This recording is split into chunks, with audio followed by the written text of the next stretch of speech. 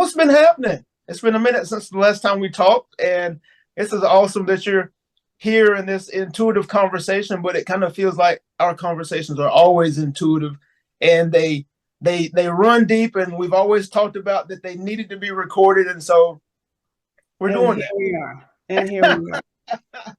Here we are. So, all of our conversations are a continuation of the last one, and through children and grandchildren and house renovations, and the thing that happened in 2020.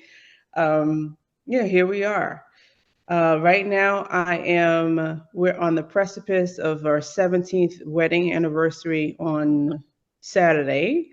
Nice. And we are doing a home renovation, which is coming to a close, which has been real interesting, because they say that it's like the most stressful thing, la la la, and it has been, right? Because it's like he's got dangerous machinery, and I'm like, oh my god, right? Yeah. So I pray him off of every ladder, and other than that, though, we've gotten along pretty well, like really well. So I'm very grateful. The house is beautiful, just as I know that he would do. So yeah. Good. Oh, awesome. Now, you said how many years? 17. 17 years. Now, what do you believe has been the greatest thing about the 17 years and the biggest challenge about the 17 years? The greatest thing about the 17 years is being able to peel back the layers of yourself to allow another being to see the things that are not necessarily polished and fully marketed, Right. the raw edges, and just the deepening and the understanding of being vulnerable, of continually being vulnerable, pushes me to know myself more and deeper and wider than I ever thought possible. Right. The hardest part is making sure that we don't take each other for granted, and to stand your ground for what it is that you believe in as an individual while you are married, and pushing the other person to communicate in a way that is amicable for the relationship itself. What do I mean by that? So for me in marriage, I believe that there are two whole people coming together to create this thing. Mm-hmm. And getting my husband to understand that it is us against the problem. Mm-hmm. And that we're not adversaries. Mm-hmm.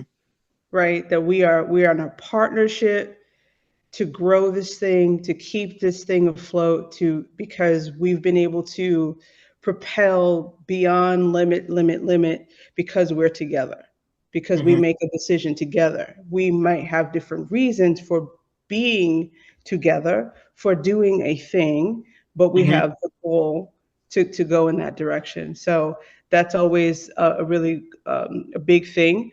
I think I've lost what I was saying. Let me see if I can get it back. Standing your ground, right? So there's this thing that happens, that one partner will habitually kind of bend toward the other partner, or vice Yes. versa, depending Yes. on what the dynamic is. And letting yourself be heard without being angry, without having heat behind it, but just, this is the way that I feel about this particular thing. This is my torch to carry over the finish line, and these are the reasons why, right? And having your partner respect you enough and trust you enough to let you carry it over the line, even if you might have messed up previously in a similar situation. It's just like, but this is now, right? And now is all we have. So we can't go back and fix that. We can only be here and do this thing at this present moment. Wow. That's powerful, because interesting enough, me and my wife are doing similar things, working on similar things, because it's, you know, easier said than done, because people don't realize that we're not conditioned to be in a relationship, even though we feel like we're supposed to be. We're not conditioned to be in a relationship like that, and to be able to communicate in a way where we're not offensive, because it feels like the first, it's not even the first thought. It's like it's a big thing to protect yourself and to make sure that you're not, not being run over, not being someone else is exerting power over you, even with the person that you're supposed to love, that you're supposed to, like you said, you're supposed to be a team against the challenges and against the problems. We're not conditioned that way. Even growing up in a home where you have both parents, you're still really not conditioned that way. And to be able to try to step into that can be a challenge sometimes. Well, I think that's why, like for me, primary relationship is school. Yeah. Mm-hmm. Mm-hmm. It's like it's graduate school, but it's still school. Right. You can make your own schedule, you can pick your professor, right? But you still got to turn that thesis in. It's just like where are the words on the paper, ma'am? Like where's the thing, right? So yes, I also grew up in a two-parent household, and I think the lexicon that is society today, America in particular, states that that there's this big gaping hole that happens when you are in a single parent household, and because I'm in grew up the way that I grew up, I can't speak to that, but there's a misconception that there's still not holes or cavities, somewhere, like crevices, like big craters in the corner somewhere, and you're crumpled off in a corner with your ankle broken, but nobody knows because it's like, oh, it's two-parent household, kind of a thing. And so there's an unlearning that has to happen, right? Because the way that your Yeah. parents did it is not the way you're supposed to do it. Oh, wow. Well, I was just thinking that even though and this is personal, even though I grew up in a two-parent home, Mm-hmm. my entire life, looking back now and trying to grow myself as an adult, looking back, there were a lot of behaviors that don't equal relationship and that don't work now. They won't Well, work now. they don't equal the relationship that you're choosing to create, but it Yes. was their relationship. Yes. Yes. Yes. That's hard to like we really have to slow. The more I become conscious and aware of myself and aware of my space, the Mm-hmm. more I am like, oh, I've got to slow down so I can really understand what's going on. What am I really seeing here versus what the elements want me to perceive I'm seeing here, right? Right. Being Right. purported as truth, right? Because like you said, to your point, we're not really conditioned to be in relationship with another person for the entirety of our adult life, et cetera, et cetera. To a point, yes, that's true. But if you tell a lie long enough and loud enough, then everybody believes that it's true, Mm-hmm. right? Right. Um, but on the opposite side, it's just like when people aren't in community, at least, then they kind of perish. Mm. So there's this, it's just like this is the person that I've chosen, right? I feel like we need to continually evaluate if we continue to choose them because it is our choice, Right. which is hard to tell someone outside of your marriage that that's what you're choosing to do, or if you're choosing not to continue it, because people are invested or vested, maybe both, in your relationship surviving, but it survived as long as it could survive, Right. right? If two people are growing in the same direction or at least at the same pace, or if I have an understanding as to where he's going and vice versa, and we like the vision that each person is going in, then it's just like, oh yeah, we'll do this again. Mm. Like, because we naturally fall into this rhythm of evaluation, like right before our anniversaries. It's like, I like you pretty good. Let's do it another year, you know? Right. Right. Right. And I like that. I like that.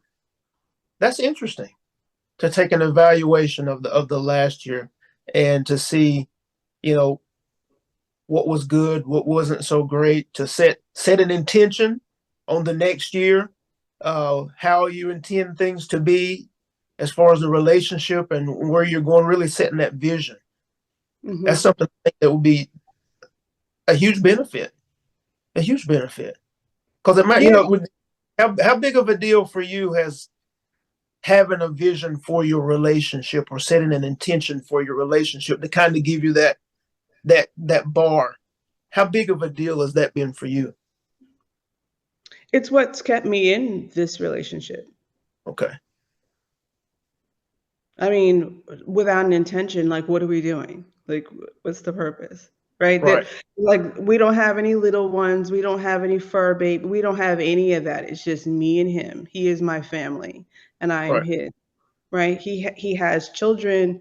Well, I have stepmen. We have grandchildren, but no one is in the state. So it's just we come up against it, and it's just us. So intention is very important. I can share this part with you. When I'm saying what I find myself saying lately is, you have created a home. Excuse me, you've created a house, right? You provided the house, but I make it a home, Hmm. right? We each have our job in the vision, right? He I don't know if this is a husband thing. I don't know. You'll clarify for me in a moment. But like if the house is not on fire, okay, he believes it's not a problem. Uh-huh.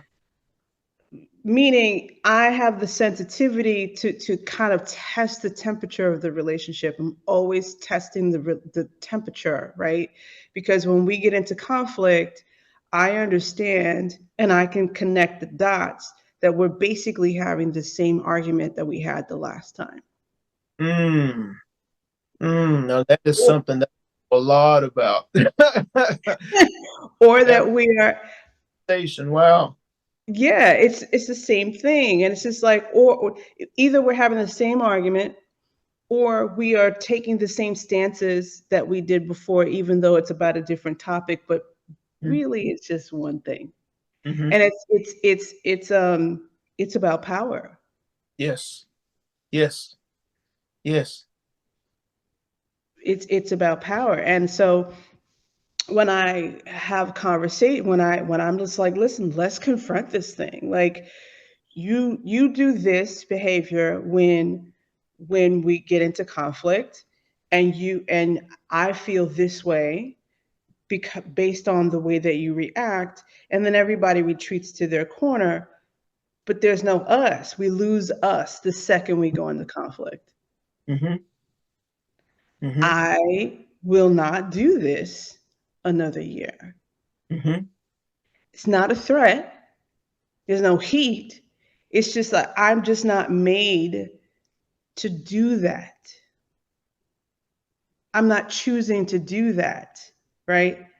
So something else you just said, it was at the top of this conversation, you be dropping them nuggets. Okay. So there was something that is about turning these off and not letting it infiltrate your relationship. Meaning the way that people handle conflict, they are in reaction mode. They are putting out fires versus finding solutions. Yeah. And it's never about finding a solution. It's about being the biggest, the baddest, and Right. however I can, pontificate and what's my argument and I can win, right? If I win an argument and my husband has to lose, the way I am made, I have to respect my partner. I don't want him to lose. Right. Right. Why would I want that? It's like the underline of it. You have that underline that you want the best relationship. You love this person and everything that means. But in those moments, it's like those ideas, those other things are coming out. And so the question is, can you see that and can you catch it so that you can catch yourself? But a lot of times in those moments, that means you don't have the words to keep going in the conversation because it's like new territory, right? I found myself being in new territory, trying to choose to be different, and the words are not there. It's like I see all of this stuff going on inside of me. I see this frustration, but the way I'm communicating is not, it doesn't equal the relationship that I want. Right. So how do I stop that? How do I shut that down and move over here into the person that I need to be that's creating a relationship? Because this challenge or whatever we're discussing or having an argument about is not bigger than the relationship. You know what I'm saying? Yeah. So, well, so I want to make sure that we're just like being buddies and having a conversation because I really want to put on my life coach hat. So I will ask, then why can't you just say that I'm frustrated right now? Because I don't have the language to describe what's going on inside right now. Right. And I could do that. I don't think I had didn't have those words. Let's see, if we look at the last conversation, of course I didn't have those words. I have that now. Uh, but yeah, that's something that I feel like I can definitely say. And she could say to me, you know, to be able to just step back instead of moving forward in that conversation and doing the push pull thing and it potentially being damaging versus connecting. Mm-hmm. Right. Mm-hmm. Mm-hmm. You know, I think people do that a lot and don't realize it. It's like, what are the not consequences, but what are the effects of what we're doing right now as partners in this relationship? What are the effects of this? What are the long-term effects of this conversation? Because how a person feels lingers. Sure. It doesn't just end right then, it lingers. So, what are the long-term effects and is it worth it? Is that what I'm trying to do? Is that what I'm trying to create? Most time it's not. But how quickly can I, right? How quickly can I adjust and get out of my own way so that I can make sure that I and we are moving in the direction that we really want to be in or that we really want to go. Well, we just had a discussion a couple days ago, so this is like really fresh. Uh-huh. I will share that we kept asking the same questions so that we can drill down further. Like, what do you really want? Like, what would make you happy? Like, what do you really want? Those types of clarifying questions, right? So like Abraham Hicks talks about, it's just like, you can say the same thing over and over again until you get kind of almost like in a flow state Mm-hmm. of just being patient to hold your partner, to hold them tenderly for them to get to where they need to go so that the feelings don't have to linger, right? Because what we're not allowed to do in my marriage is we are not allowed to blast each other with previous arguments. Mm. You can't bring last argument into this argument because we're having this one. Mhm. right? Mhm. Mhm. Unless the only way that we're able to bring the past into our present is as an example, what's the word the term I'm looking for is blindside. Okay. Right. That's Which excellent. is really it's tricky, but it's magical because there's safety built in it. Mhm.